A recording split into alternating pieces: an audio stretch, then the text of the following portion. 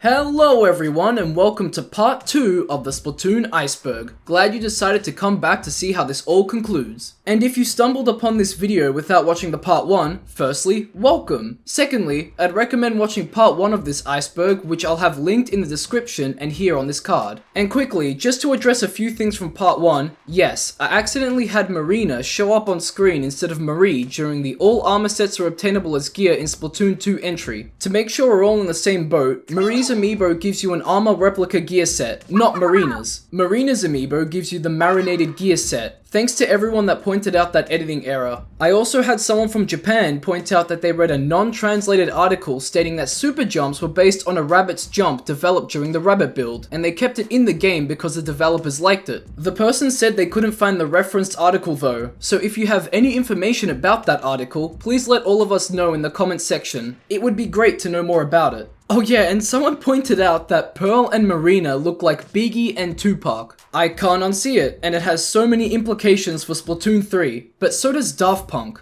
Anyway, with all that out of the way, here it is, layers 4 to 6, and oh boy, we have a lot to cover in this video, so let's get it started.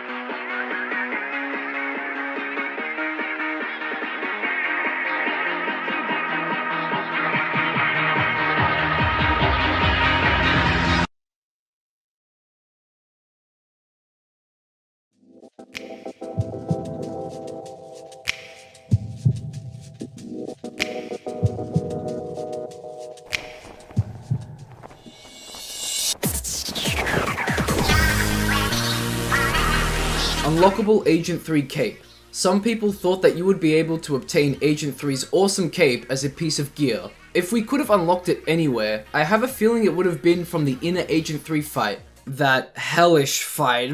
Instead, we get the golden toothpick.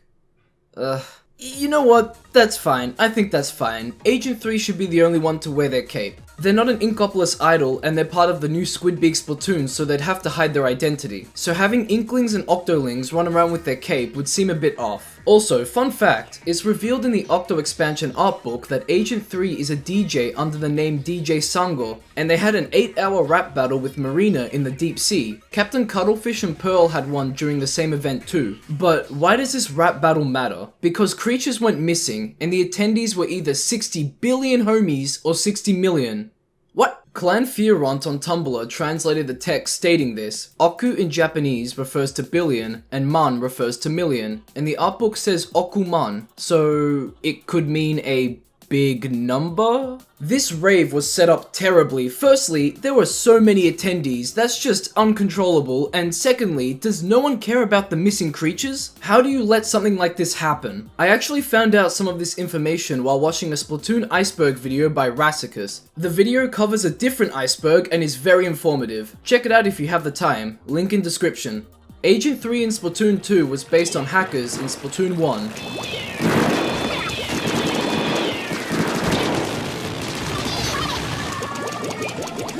Wow. So as you can see here, Random User 101 can basically use any main weapon, sub-weapon, or special weapon while also having insane movement options and probably a large amount of health. I don't know about the health part though, because the dude never really gets into any danger. This video was posted on December 1st, 2020, but these hacks were available long before that, so it's still relevant. Now let's look at Agent 3. They have multiple special weapons during the fights against Agent 8, plus a large health pool and dodge rolls. So that's why it's thought that Agent 3 is based off of Splatoon 1 hackers. However, we actually have an in-game explanation for Agent 3's large arsenal of weapons. Marina explains that Agent 3 had their limiter removed. This is huge. It suggests that we always use a limiter during multiplayer matches and most likely in the hero modes too. Without this limiter, we would be unstoppable. Embrace the chaos.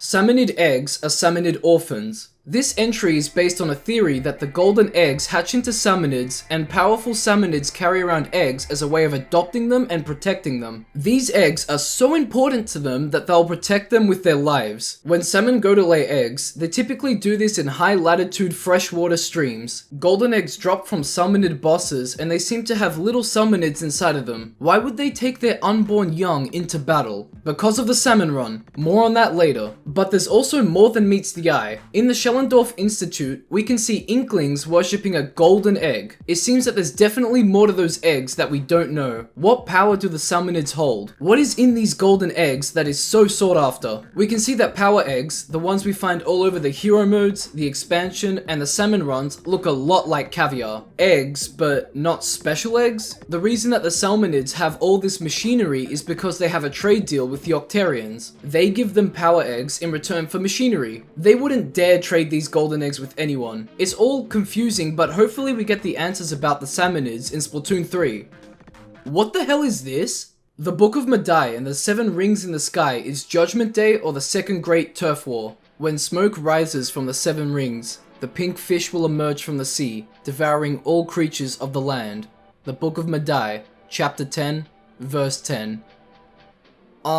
Yeah, okay, cool. So is this Judgment Day or the Second Great Turf War? I have no idea. This Book of Madai chapter is from Splatoon 2's Sunken Scroll 17. What is the Book of Madai? It's probably like a Bible or some prophetic book full of teachings. Madai could be referring to the son of Japheth from the Book of Genesis in the Hebrew Bible. Or it could be referring to the Pagros Major family the Red Sea Bream belonged to, with Pagros Major translating to Madai in Japanese. Honestly, it could be either one of these given the context of the image. Sunken Scroll 18 explains that salmonids have a mass migration once every 70 years. This has to be that migration, right? Judgment Day perhaps? Why are we in the Splatlands in Splatoon 3? Maybe this mass migration forced us out here. How intense is this salmon run? Is this even a salmon run? Alright, hear me out. 7 rings. Here comes Agent 7. Salmon Whisperer? Question mark? What about a Second Great Turf War? Let's just assume that the salmonids drove everything out of Inkopolis and they took over it. Now, the Inklings get to taste how it feels to be driven away. Time to take Inkopolis back and maybe even fight with or against Grizzco. Was he onto something? Was he taking these eggs for a reason? Who knows? Even though the Octarians have been subject to this isolation by the Inklings being driven away from the land, they sympathize with them. DJ Octavio and Captain Cuttlefish rekindle their relationship, and then we get a giant Avenger style battle like That's just my speculation though. I'm sure we'll have all the answers for this in Splatoon 3.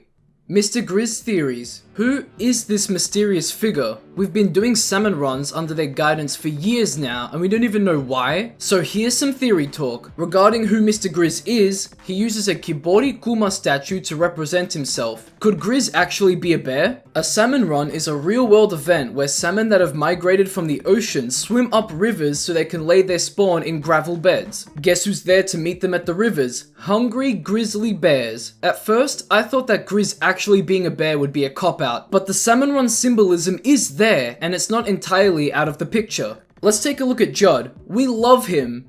Oh yeah, and he's also immortal. It was revealed in the Art of Splatoon 2 book that the professor injected Judd with an immortality drug before he was put into cryostasis. Oh, and I almost forgot.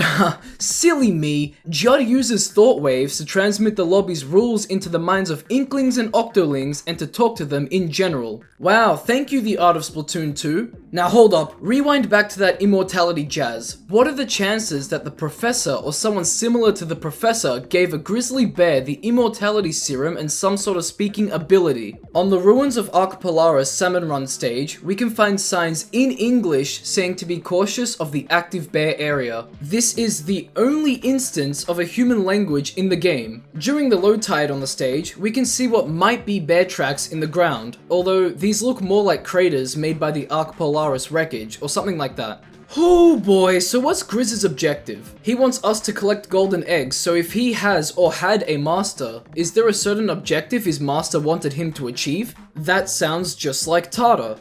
You know, Grizz asks us if we want to join something bigger than ourselves. Tata says something similar. Is there a connection here? This similar dialogue isn't present in the Japanese version of the game though. Now, Famitsu interviewed some Splatoon developers and they stated that Mr. Grizz might not even be observing everything going on in his workplace. He could be using an automatic speech system, so he could be an AI, or just the face of the company. But what if he was an inkling? Bamboo Hat from the Splatoon manga can be seen carving a Grizzco statue when Ryder asks her to join the yellow team again. Apparently, carving is her hobby, so she could just be carving the statue because she thought it looked cool and as a little Easter egg. Or, she could be the mastermind behind Grizzco Industries. When we go to collect our bonuses after playing Salmon Run, I think the laugh that's heard here sounds feminine.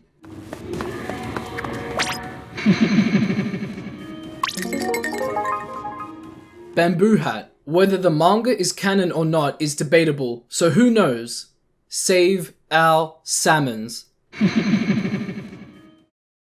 Scrap Splatoon 1 outfit, ruins of Arc Polaris. So a lot of gear was scrapped for Splatoon 1. The most famous gear out of all of them was this warrior headdress. It's assumed that its connection to Native American culture was the reason for its removal from the game. There was also a bunch of other gear that was removed and changed up for both games. You can find them on the cutting room floor, link in description. I really want to point this out, so just as a special mention, this demon spawn, the Nil statue mask from Splatoon 2. This thing was implied to be an unlockable reward from the Octo expansion. I can't believe we didn't get to unlock this as a piece of gear. I love it. It really fits in with all the other disturbing stuff in the game. It's a little unnerving too, so I think that might be part of the reason of why it's not in the game. Now, the ruins of Arc Polaris. We can assume that this is the Arc Polaris, a space shuttle. The text private property can be seen on the shuttle as well as ICA, probably the Splatoon version of the CIA. Polaris is the North Star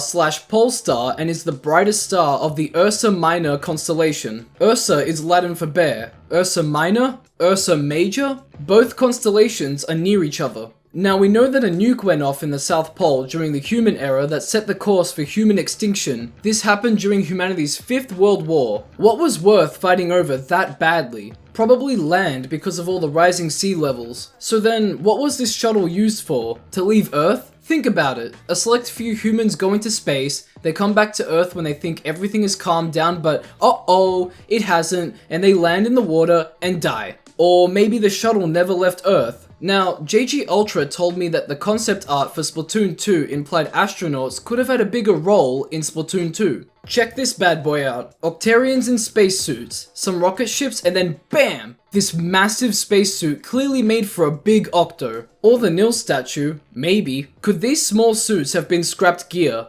Anyway, Octarians seem to be living in hardship. All of them are underground in crumbling homes and they can't get their hands on surface land. At one point, maybe they were inspired by the Arc Polaris and they tried to go to the moon. I love space, so I think these concepts would have been great. Squeaky is a Splatoon dev and Project Splatoon 3 is real. Squeaky, the absolute legend, is behind this amazing 41-page fan-made concept design for Splatoon 3 called Project Splatoon 3. I am amazed at what's in this document. It's beautiful. New weapons, idols, locations, brands, customization, story, and lore. It's all here in this neat beach pirate bundle. So that begs the question, is Squeaky a Splatoon dev and is Project Splatoon 3 real? Unfortunately, no. Squeaky's ArtStation account says she's a concept artist at 11th Hour Games, so not Nintendo. Plus we kinda had the Splatoon 3 reveal anyway and it's completely different to Project Splatoon 3. Things could change though, I mean they could do a water reveal in the next Splatoon 3 trailer or something like that. But anyway, if this was Splatoon 3, I would have been a very happy boy, so I highly recommend taking a look at Project Splatoon 3 for yourself. The amount of love and care that's been put into this is glorious. 1000% Octo expansion reward, unfinished concept weapons. The 1000 part is just a silly little false rumor, a curveball to throw us off balance, but could you imagine a 1000% clear reward for the expansion? Every level with every weapon, every power egg, and every power up collected. Oh, and plus a secret agent 3 fight, all for some reward. The mask! The glorious mask! Now, what about the unfinished concept weapons? From the Art of Splatoon we have a hairdryer. This could have been a cool weapon type, maybe it damaged enemies by drying them out. Now here in the Prima guide we have even more weapons. some bubblegum machine weapon, some missile launcher, a fancy paintbrush, pizza cutter, small killer whale, a fancy flintlock. These could have been some pretty awesome weapons. It's a shame they aren't in either games. The Eye of Justice. This is a piece of headgear from Splatoon 2 given to us because of the Chaos vs Order Splatfest, specifically from Team Order. The visor in the middle of the helmet shows Marina's Splatfest logo, and occasionally, text will appear on the helmet's visor is from the Team Order logo. I know why this is of interest. It's the eye, an all-seeing eye. An easy way to achieve order is by monitoring those who you want to control. In the Deep Sea Metro, a similar looking eye can be found everywhere, and I mean everywhere. The Deep Sea Metro was constantly under the surveillance of Calamari Corporation, and the head of it, Tata, especially since it wanted to control everyone and kill everything and sided with Team Order, or at least would have if it wasn't destroyed. Whether you think you're safe, or whether you think you're alone, someone or something is always watching. The eye is a symbol of that. An omnipresent force that cannot be shaken. There's definitely something going on here, but I can't piece it all together and it's driving me crazy. The Eyes, Marina, Idols, Octarians, Octolings, Inklings, Control, Order, the Deep Sea Metro, Grisco, Humans, Extinction.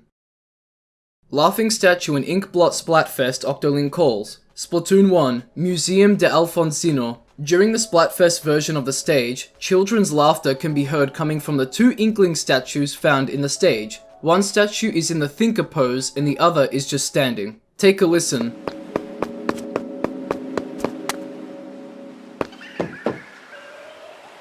This is like the sounds in the boss rooms all over again, and a few of you have actually pointed out that the sounds could be Octarian society crumbling beneath us, and I gotta say, that sounds very plausible. Getting back on topic, what's going on here? The statues laugh a little bit during the start of the turf war, and then they pick up again during the last 40 seconds, and getting too close to them seems to spook them a bit, and they won't laugh. Standing on this platform seems to be the best way to hear them, and nobody knows why this happens or what the significance of the laughter is. But we have a source for the laughter. Skyward Sword, Goloktos. After beating it, it'll flail around and make some very familiar noises.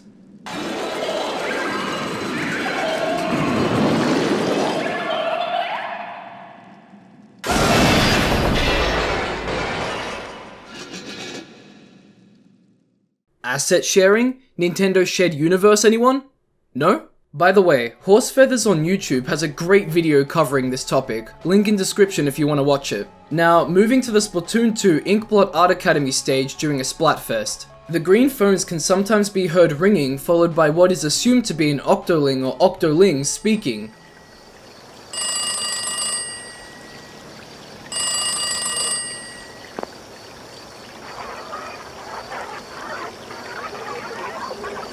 It's hard to tell if they are Octolings, so they could also be Inklings. But now we have the same question we asked regarding the children's laughter. Why? Is it a secret conversation we can eavesdrop on? Does it have any sort of significance at all? From what I can hear and see, there's two routes we can take. The first one is that the statues and phone booths have some sort of dark undertones and secrets to them. The second one is that a developer or developers are intentionally putting spooky audio into the games to mess with players, and I've gotta say, I'd believe this one. But if there is actually more to these audio files, then uh-oh. Sanitized Octoling concept art and assembly line. We have this concept art image here, and as we can see, Octolings and Octodudes are seen working on this assembly line, supposedly sanitizing creatures. Newly sanitized creatures seem to be encased in plastic, and honestly, this place looks a lot like the factory I used to work at. So basically, we're dealing with a pretty standard zombification assembly line. Plus, there's this. It seems like this could be a way to sanitize creatures. These images give us some insight into what the sanitization process could look like behind doors. Also, there's this image that looks like it could be in the sanitization area too.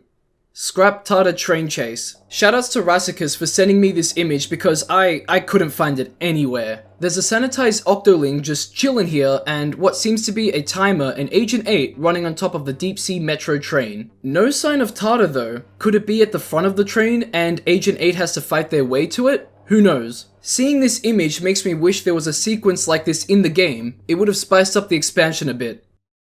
Splatoon Rule 34.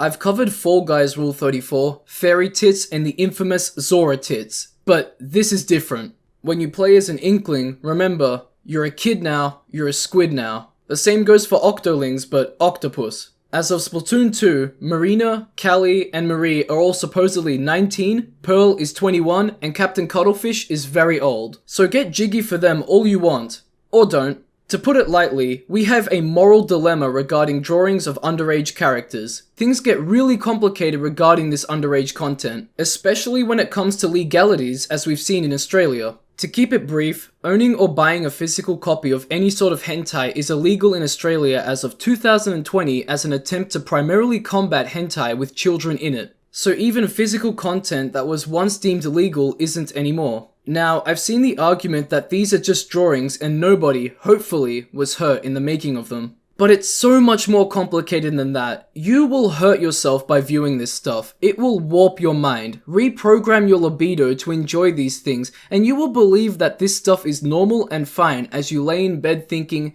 they're not real children, it's fine. Please don't do that to yourself. Whether you know it or not, this will be severely affecting you. With just one Google search, I was able to research all of this stuff, and I would highly recommend doing so if you're interested in what this all does to you or if you're struggling to step away from this stuff. If you need to, talk to someone you trust dearly about it too. I'm sure they won't judge you and they'll be there to help. For those who are struggling, you'll always have a chance to get out. Things will only get better from there.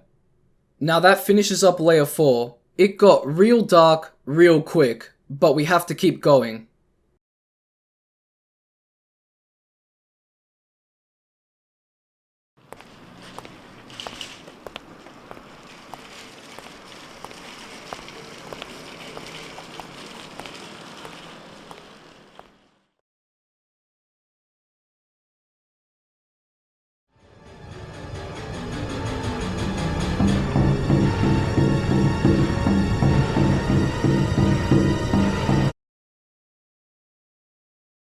Splatoon 1 Playboy promo. Before Splatoon 1 was released, Playboy released a video of Pamela Horton and Amelia Talon, who were at the time Playboy's Gamers Next Door, playing and discussing Splatoon 1. On this YouTube channel, they played, discussed, and reviewed games as well as made other game-related videos. They were invited to go to Nintendo, presumably the American HQ, to play the game. It's a very ooh-woo review and it's pretty informative. Like, they nailed down most things about Splatoon.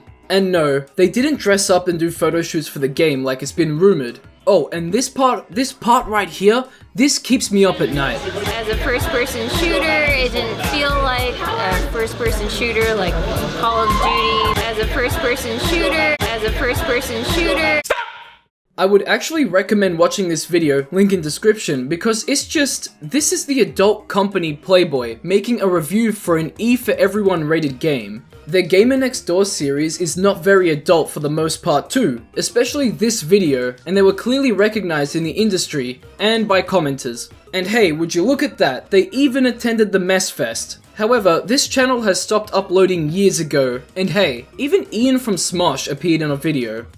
Prototype builds are personalized to each developer. This is basically like the whole every copy of Mario 64 is personalized shtick, except it's centered around the developers of Splatoon. So if this would be the case, then what kind of developer personalized prototype or prototypes got turned into the final game, and which one did you get?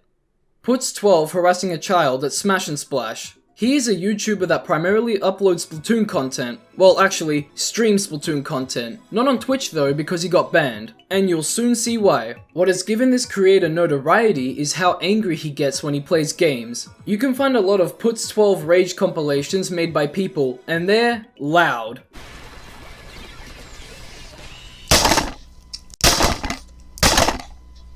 God, I hate these fuckers! I seriously cannot stand this matchmaking shit! I cannot stand this fucking community who fucking wants to play defense on a fucking offensive goddamn motherfucking round! I don't know Puts, I've never watched his content before researching him either, but there's no way this is done just to humor people. He just comes off as an angry person that immaturely screams his frustrations out and people laugh sometimes. See, during 2019 Smash and Splash, which is a Super Smash Bros. And Splatoon event, he entered a Splatoon 2 tournament and a little girl joined the team he was on as a substitute. They didn't win, and Puts, furious about losing in the colorful Nintendo game, yelled at the little girl for being dead weight while also thrashing around like a spoilt man-child, almost damaging tournament equipment. The poor little girl began to cry soon after, and her dad was rightfully concerned. Puts was allegedly kicked from the event too. That's just awful. The audacity this guy has to put someone much younger than him down without thinking about his actions and their consequences is upsetting. Good news though, word around the block is that the girl was okay after the incident, which is great to know. And that brings us to Puts 12 in general. As seen by the screaming at the little girl incident, nothing seems to be ever his fault in Splatoon. It's always his team's fault if something goes wrong or if they lose. All three of them are gone. Who is it? Slug, Chol, and Taylor. All you guys are fucking out of here. You steal my Rainmaker, you don't dunk it, and you still fucking woo. And that sucks because surprisingly, he's actually really good at the game, and when he isn't screaming or getting angry at his teammates, his gameplay can shine. I say can because after watching him play a lot of Splatoon, it's clear to see that he can get into the trap of playing aggressively and getting extreme tunnel vision. I've never seen someone attempt a Rainmaker solo carry so many times and not realize that they shouldn't push hard without their teammates. How do you get into X rank playing like this? How do you even play a team-based game like this? Why would you block people you lose to? How can you be so terrible over a game like Splatoon? It's hard to believe that someone can be like this. This blatant disrespect for people and all of this man-child rage is awful. Whether it's done for a joke, in complete seriousness, or a bit of both is not great. Some other things he is known for is for being on Man vs. Food, the one with Casey Webb, not the one with the legendary Adam Richman. He also called Nintendo HQ to complain about wanting a bigger block limit, which I assume refers to Smash Bros. I don't know much about Puts' past at all, but I think it could hold the answers as to why he acts the way he does. You know, he kind of reminds me a bit of low tier God, just on a smaller notoriety scale. I'm not using Puts' past as an excuse for his actions, but it would give us some insight into everything he does. Also, I'm saying this just in case, but don't go harassing this guy for any reason and in any way please. KyberQ Corp is a lure for Octolings to create super soldiers and recreate society. Now, this is an interesting theory. If KyberQ Corp was a lure, how would they do it? Well, with freedom. When Octolings hear Calamari Inkantation, they become discontent with Octarian society. We know that. While traveling the lands away from the Octarians, some will eventually encounter Tartar and or the Deep Sea Metro. A promise of a new Octarian society would be made to the Octolings, and they would train in the Deep Sea Metro to gauge their skills, completing tests and collecting thangs. Little would they know that once they enter the Deep Sea Metro, their fates lie within the Primordial Ooze or under Tartar as a mindless zombie. Being sanitized would turn Octolings into super soldiers and would assist in the creation of even more super soldiers, possibly even the ultimate life form, the ultimate super soldier. Any Octoling blended would be used to make the ultimate life form and also recreate society. Once all of that's been accomplished, society would be controlled by Tartar and its KyberQ Corp. Sanitized Octolings, along with any other sanitized creatures, would slave away for Tartar as the ultimate life form reigns too. Although, some points I presented go against actual facts, mainly the whole lure for Octolings bit. Even so, it's still fun to discuss the what-ifs. The Nil statue was going to be an undead human Cyclops. Not exactly an undead human Cyclops, but judging by this concept art, the statue could have anatomy similar to a human's. We do see that it has some sort of simulated human anatomy, but this would have gone beyond that. It looks really unsettling, like why would this giant statue even need anatomy? If there was effort put into designing the insides like this, then I'm sure it could have been used for something that was scrapped. And look at its face, it really does look undead. The sanitization, the gloomy face, I wouldn't be surprised if it was planned to move around at some point as well. Final boss concept art. When researching, it seems as though Tartar is the one this entry refers to. So here we go. You know, it starts off pretty tame, I like its little legs here, it reminds me a lot of Majora's Incarnation, and then things start to get weird from here. Very weird, until... yeah, that. The fake teeth, the eyeballs, the sausages and the mincer. This would have made for a twisted final boss fight. Imagine if we got this as the expansion final boss. Don't get me wrong, this blender, the screams, and the music accompanying it is also very unnerving, but this would have caused nightmares. We have these two images too. They remind me of the Octobot King machine that Octavio pilots in each boss fight, but a sanitized version, or some sort of imitation, especially this one. And these two images here sort of show Tada being revealed as the antagonist before webbing out with his ooze to attack Agent 8. Tada can be found in Marie's outpost shack.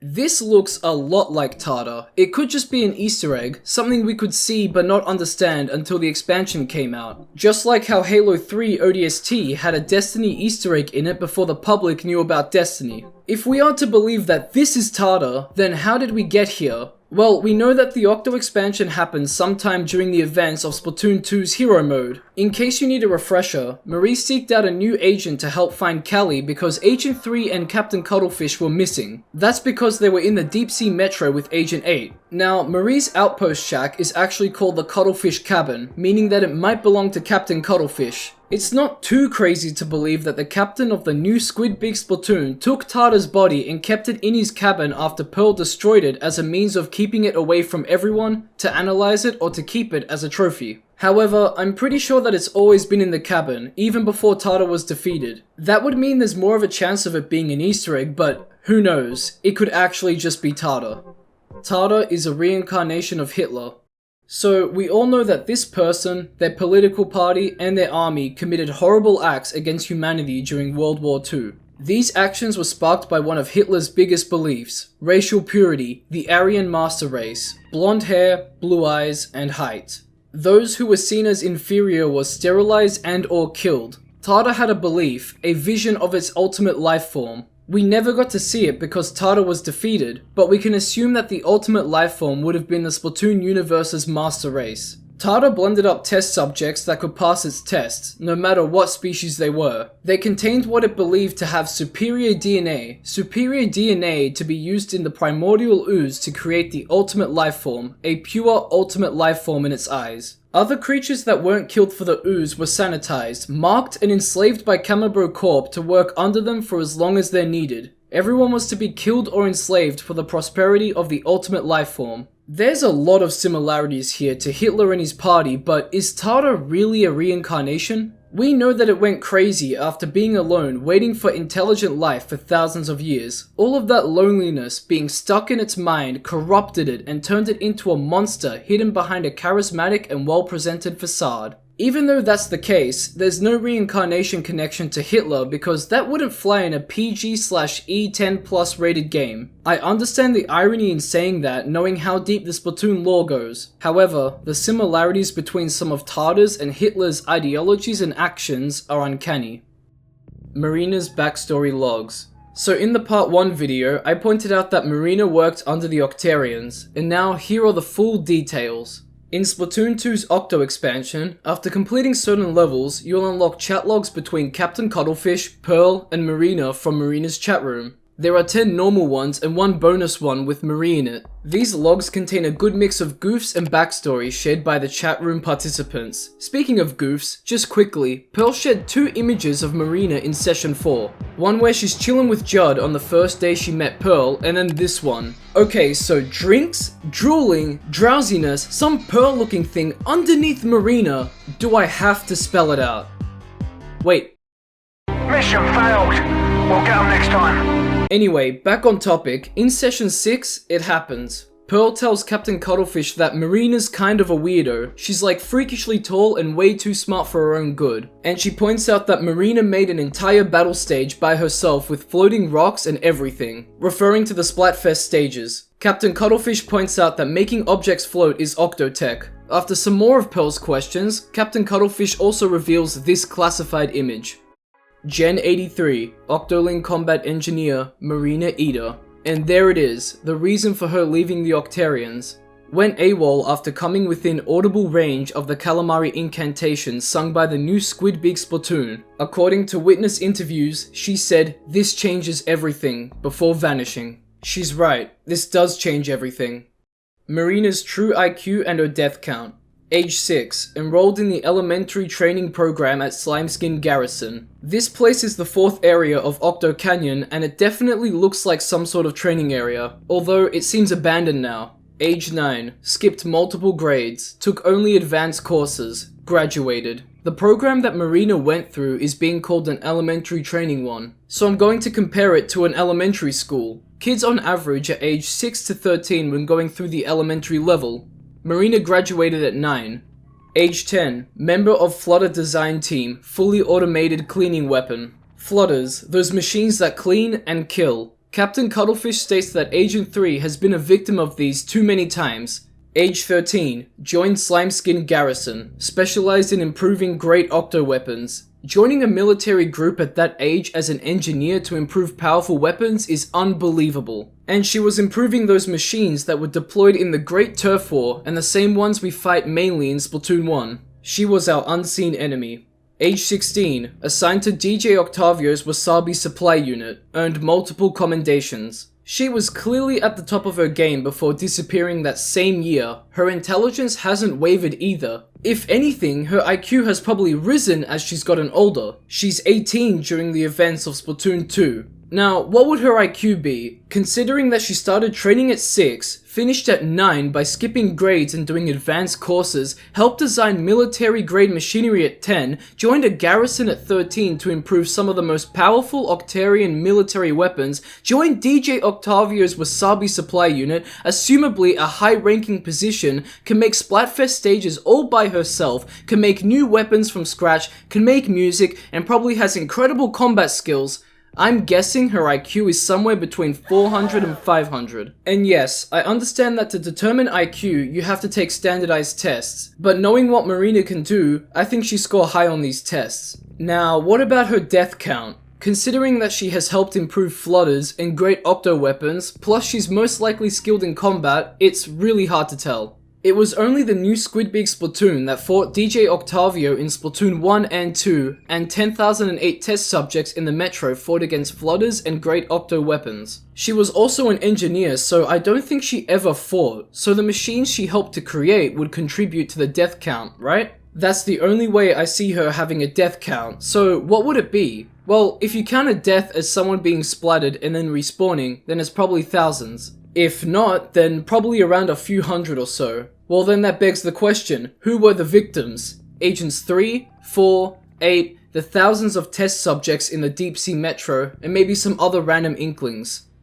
Pearl and Marina are self-aware gods. This is an insane theory. What would make these two gods? Starting with Pearl, her voice. Splatoon 2's Sunken Scroll 1 shows Pearl damaging the youth folk singing venue after creating a shockwave with her voice. During the Octo expansion finale, she weaponizes her vocal power through the use of her killer whale, the Princess Cannon. Her booyah was so powerful that it thwarted the years of planning and efforts by Tata. Oh, and the Nil statue, known as the National Institute for Longevity Sciences by those in the know, you know?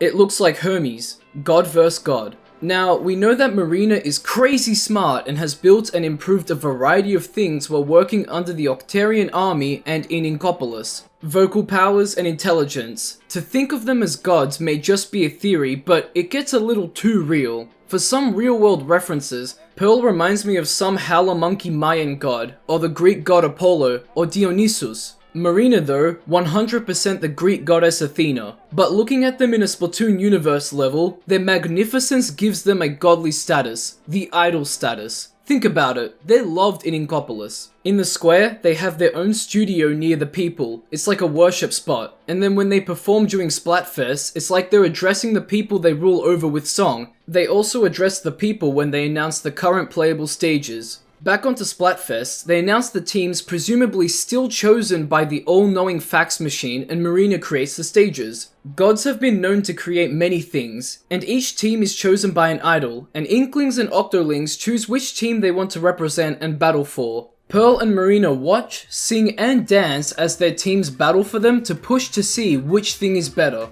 However, they did play a bigger role in the final Splatfest Shifty Station stage, MC Princess Diaries. At 1 minute remaining, Pearl descends from the heavens to grace the first person who gets to her with the Princess Cannon. She'll use it for you after you aim it, giving you a taste of her godly powers. Marina, on the other hand, sends her hyper bombs onto the stage when there is 2 minutes 45 seconds, 1 minute 30 seconds, and 15 seconds remaining. And that's her way of giving the player a taste of her godly powers. This all plays out while the corpse of the god they took down sits in the ocean. You also get ranks in each team, and the highest rank is king or queen, so close to their status but so far. You'll never be on their power level, and they know it because you'll always be under them. These ranks, along with Splatfest power and clout, are Pearl and Marina's acknowledgement of your power and dedication to them as gods. To top it off, their self-awareness goes beyond the fourth wall. It's like they know they're in a video game, although Marina is the one having a breakdown about it. But it seems like she's the only one that gets a chance to do so.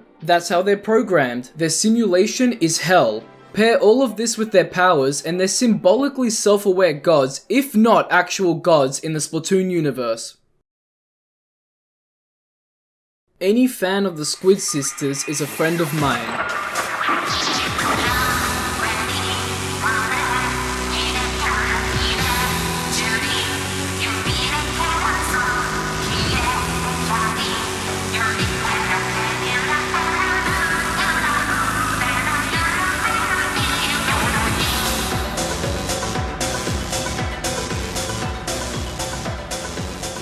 Approved in 1953, it was a codename given to the experiments that were conducted on people by the CIA. This was done to develop drugs and procedures that would have been used to force knowledge out of people through brainwashing and psychological torture. A lot of illegal activities happened during these experiments, and a lot of it was covered up by those working on it. It was a psyop. Psychoactive drugs, chemicals, electroshocks, hypnosis, sensory deprivation, isolation, verbal and sexual abuse were just some of the techniques used. How does this relate to the heavenly melody that has etched itself into the souls of Inklings and Octolings? Music, or more specifically, sounds as a form of hypnosis for brainwashing. Isn't it a bit weird that the song can make Octolings discontent with Octarian society almost instantly? How do you go from being indoctrinated into believing that Inklings are the enemy to living with those you've considered your enemy for so long like nothing ever happened? That in itself is brainwashing, right? The sounds used in the song have some sort of effect on not just Octolings but Inklings too. And if the Octolings couldn't find Inkopolis, well, the Deep Sea Metro was where they could find themselves. Calamari Inkantation being based on the CIA's Project MK seems like a bit of a stretch. But there are some strange similarities. Splatoon is real and it's only a matter of time.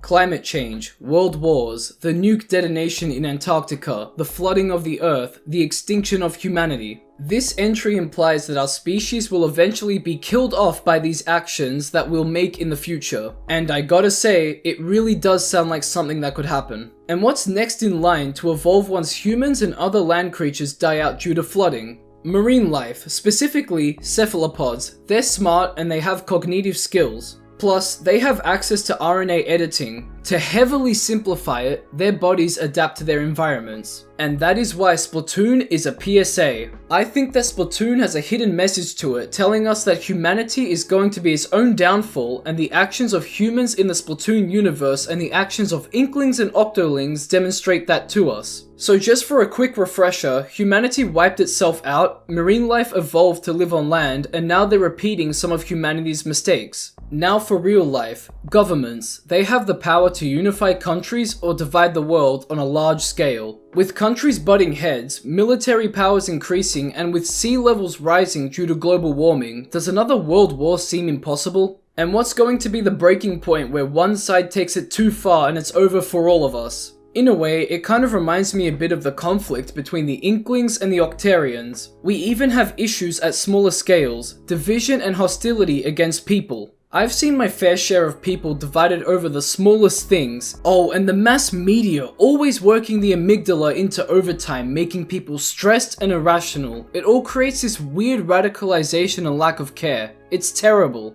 To a certain extent, it's like a Splatfest, one side against the other as they fight for a trivial topic they believe in. But you know what? Let's look at the good of Splatoon. When characters come together and learn more about the world around them, they come to a better understanding of it and realize how misinformed they were. And this makes them treat each other better. It's like the games are telling us to put minor differences aside and come together as one people to live and prosper together, unless we want to end up extinct.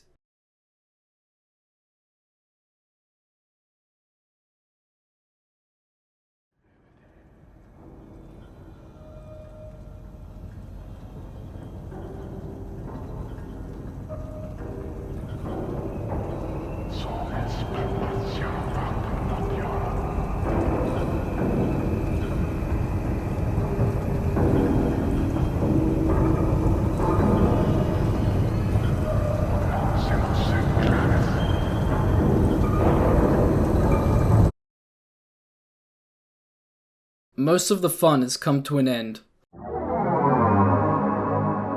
I will be talking about these two YouTubers, Heavy the Squid and Omega the Squidman, and their terrible actions. After that, I'll be discussing Ellie Godelia, a victim of Heavy the Squid, and then I'll be moving on to the Loot House. I chose to add these two in because Ellie has done some messed up stuff too. Now, the Loot House, thanks to the commenter that brought it to my attention because after researching into it, I knew I had to talk about it. A lot of what I'm going to talk about revolves around the themes of harassment, abuses of power, sexual misconduct, self-harm, just a lot of slimy, skin-crawling stuff involving adults and children. Do not go out of your way to harass these people. It's best you stay very far away from them. You'll see why. Heavy the Squid, also formerly known as Inspector Heavy and known as Philip Heisenbauer, he was a content creator on YouTube that started making content back in 2013. He is best known for his Splatoon related animations made in Gary's mod. He made a character in these animations called Heavy the Squid and he wielded a heavy splatling before switching to the splat dualies. Before making these animations, he was part of the Team Fortress 2 community and was apparently shunned away for being too odd for them. He eventually deleted all of his TF2 videos and his channel started gaining popularity because of this switch to Splatoon Gmod videos. He soon found himself with a young fanbase who would regularly watch his videos. And that's where the problems arose. Heavy at the time was 24 and he decided to date a fan and Splatoon Gmod creator named Ellie Godelia. She was 15 to 16 at the time. She thought Heavy was nice at first, but as time went on, she realized that she needed to get out. Heavy would get her to do roleplay with him and the messages he sent to her were just creepy. Heavy also sent a full body photo of himself with just his underwear on when they were together. I've censored it because it's just not very flattering at all. When Ellie cut ties with him, he went into an all-out defense mode and sent his fans her way to harass her and badmouth her around the internet. He also went into damage control mode because of a video by Pixurprise, who is best known as the British Meme Man. So if you want more info on the topic, I'll have his video linked in the description. Anyway, this stuff was all happening during late 2017 to early 2018. How can a fully grown adult go this power crazy on an underage fan? It's disgusting on so many levels. Another person targeted by Heavy was a YouTuber called Granola Bar. I asked him about it and basically, he uploaded the Splatoon cringe compilation and one of Heavy's videos made it into it. Heavy proceeded to harass Granola Bar, notably calling him an Overwatch, stating he hates gays and lesbians. He also striked one of his videos and then threatened to strike more. This almost terminated Granola Bar's channel. It all came crashing down for Heavy. He went on a very long hiatus of 1 day. News of his garbage behavior was further spread by other channels such as Medi Excalibur 2012, and he made a half-assed apology.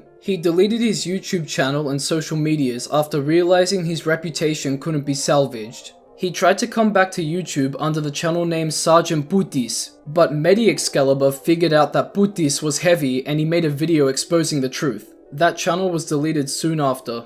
As well as the Pixurprise video I suggested, if you want even more info on all of this stuff, I've also linked a page written up by Hedgehog of Culture on Amino in the description. Omega the Squidman. Formerly known as Omega Mario 89 and now more known as Retro to Modern, he is best known for being a Splatoon Garry's Mod creator just like Heavy. He was actually good friends with Heavy until their friendship fell apart. Before it did, he stood at Heavy's side defending him from pedophile allegations until he broke the friendship off. He explained why, giving 4 main points. Point 1, he was a fool for supporting him in the past. Point 2, he didn't agree with Heavy dating a minor, Ellie. Point 3, he doesn't think Heavy should have sent Ellie a photo of himself in only his underwear. And point 4, Heavy couldn't take being exposed. Heavy also apparently backstabbed some of Omega's friends, which was more of a reason for him to break off the friendship too. Omega sounds like he has his morals in check, right? No. You see, Omega targeted someone called Splat God and messaged him some awful stuff. Other than calling him a pussy and attempting to be threatening, he told him to end his pathetic, miserable little life, or we'll end it for you. That threat was all bark, no bite. Omega, just like Heavy, really likes using slurs. Instead of calling him Splat God, he called him Splat. Granola Bar fell victim to Omega when Omega was trying to defend Heavy. Again, the word is dropped a lot, and he called him pathetic. These are just such childish insults. It's like Omega never left the mindset of a naive school kid. I think the dumbest insult I've seen him throw out is this in reference to Pick Surprise, Dick Surprise. That's just bad. Back onto the topic of defending Heavy, after Ellie spoke up about him, he sent a photo of someone who he claimed to be Ellie into his Discord server as revenge. Ellie's identity hadn't been revealed by herself yet, and Omega thought he would be the one to do it. And just like with Heavy, Pick Surprise does have a video covering Omega, so if you want to see some more info on the topic, link in description. This all brings us to Ellie Godelia. Her actions during all of this stuff came under fire too, and has also made people skeptical on what she said about Heavy. During 2018, she allegedly had around 12 to 15 boyfriends during this time because of the attention she was getting. I've seen a lot of negativity around this because Ellie said that Heavy's abusive relationship traumatized her, so why would she get into a polyamorous relationship with so many people? I feel like it could have been a reaction from dating Heavy seeing as it traumatized her, or it might have been a cry out for attention, or both. Either way, she made an apology video defending herself, and well, she starts the stream like any good YouTuber and starts it off with a sigh before stating that she had been struggling with anxiety, depression, and trust issues. I don't doubt that she was struggling through everything she said. However, stuff like this can be done to gain sympathy from the audience as a way to excuse behavior, and as we'll soon see, she doesn't come off very genuinely. Throughout the stream, she sighs a lot, doesn't really collect her thoughts properly, and she went off topic a little bit. She would have had to have been nervous during the stream, right? Of course, that makes sense, but it's hard not to feel like she was being disingenuous too, like she didn't care either. One major point to support this was that she also wanted to address her suicide attempt, and during that livestream, she was asking for a certain amount of likes to be hit for her to explain it. Now a lot of you I know are probably suspicious about this, you know, thing, but you know what? If I get 3 more likes, I'll explain. I'm not doing this for likes. I'm just saying, I'm pretty much asking to see how much of you are willing to be interested for me to just explain my side. I mean, I'm not asking to be, you know, for attention. Her excuse? She wanted to see how many people would be interested to hear her explain it. She could have just asked people to comment in the stream saying, yes, I want to hear you explain it instead. But more likes on the stream would make Ellie's apology look better. Plus, she had asked for likes at other times during the stream too. Now, about her suicide attempt. She said her cat saved her while on a call with some other people and they seemed genuinely shocked and confused about it. She pretended to fade in and out of consciousness, and when people asked for a photo of the rope marks around her neck, she said her phone was full and then that she didn't want to do it. Myself and many others think that she faked this suicide attempt. Suicide is a very serious issue, and the fact that she most likely faked one assumably for attention and sympathy is awful of her. Why am I so adamant that she faked it? Because her explanation doesn't make any sense. Basically, she used a soft bathrobe belt and tied it to her bed frame, and then tied the other end around her neck while she sat on the floor, and then leaned forward to strangle herself.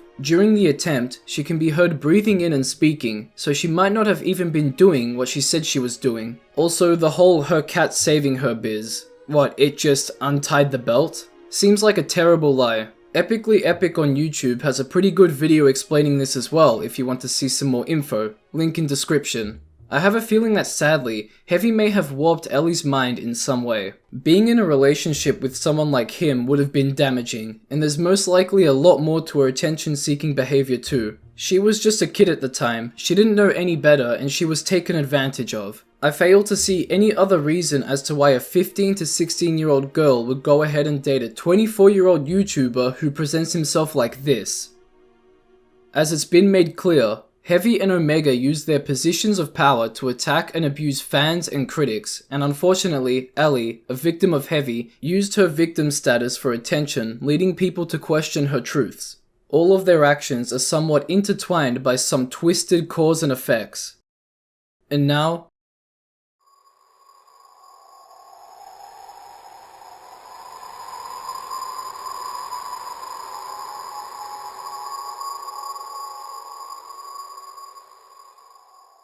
this was a scandal that occurred in Splatoon's Splat Source community, as well as the Splatoon Gmod community and Splatoon DeviantArt communities, which started on the 27th of October. The Loot House was a Discord server where several creators from the previously mentioned communities had been engaging in sexual roleplays and other activities. It doesn't sound like anything too crazy until it was found out that a lot of people involved were minors who begged to be a part of it. The adults in the situation allowed them in on it. This bombshell brought into question the ethics of the creators at the top of these communities. Not wanting to be associated with these Loot House pedophiles, a lot of people left these communities because of everything that was revealed. Names of bigger players suspected of involvement or actual involvement are To Canadian Spartan, Ellie Gadelia, G of Craze 634, Lizzie Ratsicle, Ghost of Time 1, Cute Yoshi Lover, and Tetra Caden. Some of these people weren't informed of some of the participants' ages, while others knew. There was a Dropbox folder with information on everything that happened called Loot House Heist SFW, but it was taken down. People have been led to believe that TCS bribed the creators of the Dropbox files with 20,000 Canadian dollars to delete it. TCS refers to Tech Canadian Spartan, by the way. So, what became of the Loot House's residents and the Loot House itself? Let's start with one of the worst offenders, TCS. His sexual actions towards someone called Vined Peach were exposed by her and her friend Mocha. Some of these involved TCS asking Vined Peach for NSFW artwork, roleplays, and he even bought her Discord Nitro and a 50-inch dragon dildo with the intention of getting those mentioned NSFW artworks. I don't know how old Vined Peach was, but minor or not, buying sexual favors from people like this is a gross abuse of power. Not only that, while Vined Peach was in hospital after a suicide attempt, which was rumored to be because she wanted to get away from TCS, he would continuously ask her for nudes and ordered her a dildo for her once she got out of the hospital. That is appalling. I don't think I have to explain why doing all of this to someone recovering from a suicide attempt is awful, do I? In 2021, TCS, the poor little baby, got a little upset that his Splanimations wiki page had all the bad things he had done on it. Cry me a fucking river. Obviously, they didn't cave into his demands, so he sent a request to fandom to get every one of his Splatoon-related wiki pages about him taken down for privacy reasons. Oh, and here's something strange. TCS has admitted online that he masturbates to Mio Akiyama from the anime K-On! She's listed as being 15 to 18 years old. Why would you tell people that? Moving on to someone else, Ellie Gadelia. She played the whole situation off as something silly by very conveniently forgetting what happened, and by downplaying everything. In a sort of response to that, Lizzie Ratsicle broke off her friendship with Ellie because she thought she had become too irredeemable and overly sexual. But apparently, Lizzie is also just as irredeemable as Ellie because Lizzie and Ghost of Time 1 have allegedly continued to find more people in the Splatoon community to manipulate. In better news, you'll be happy to know that the Loot House server was shut down. Sadly, new Loot House style servers are rumored to have popped up. We can only hope that these adult NSFW servers are only used by adults. It's also very clear that most, if not all of the people involved in this, specifically those who went out of their way to take advantage of and abuse people, have not learnt from their mistakes. It feels like these people are just sorry they got caught. Despite all of this, there are still people who defend these actions. I found this really bad take on Twitter where somebody defended everyone in the loot house because they're friends. This person fails to see the problem with minors being in a sexual roleplay server with adults. It's just crazy to see this whole situation whiz over their head, and there's probably more people out there that think this. If you would like more information on all of this, I have linked a fandom page in the description with info. However, the page seems to have been taken down.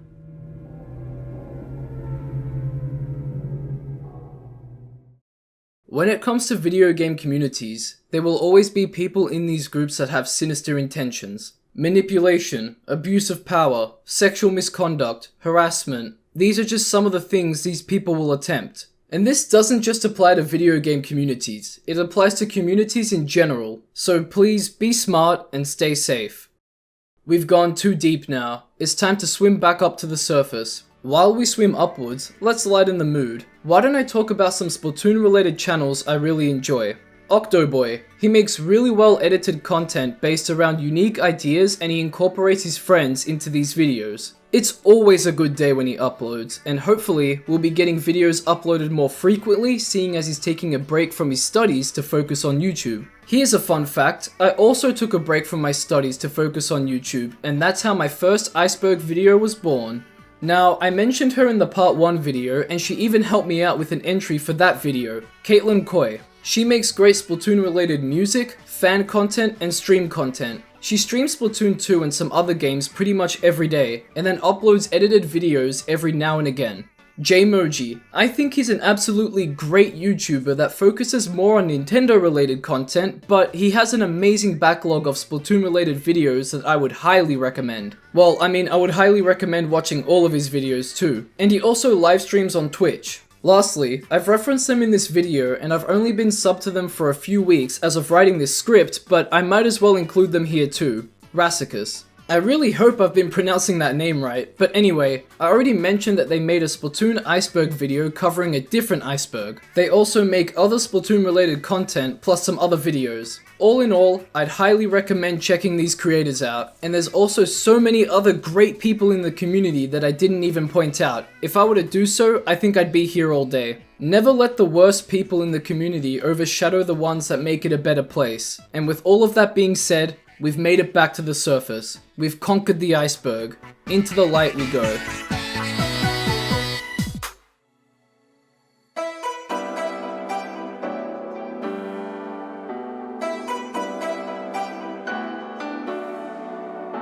This has been a massive journey, but it's come to an end. Splatoon is such an amazing game series with unique gameplay, great music, and deep lore. And as clearly shown by this iceberg, there's so much to talk about related to these games, and even more that I didn't cover, plus all the things we don't know coming to Splatoon 3. I've gained a bigger appreciation for this series, and I hope you all have too. Now thank you all so much for watching this big two-parter, I really appreciate it. Thanks again to Harru and KyberQ for their illustrations. I really love their work, so if you want to see more of it, check out their links in the description. Shoutouts to the legend behind the iceberg, JG Ultra, for helping to explain some of the entries, and to the Splatoon wiki where I got a lot of my information from. All of their links will be in the description too. If you enjoyed all of this and would like to see more videos from me, subscribe to the channel. Leave a like or a comment too if you want. I really do love reading comments, so if you do leave one, I'll definitely read it. Check out my socials and community Discord if you want to, links in description.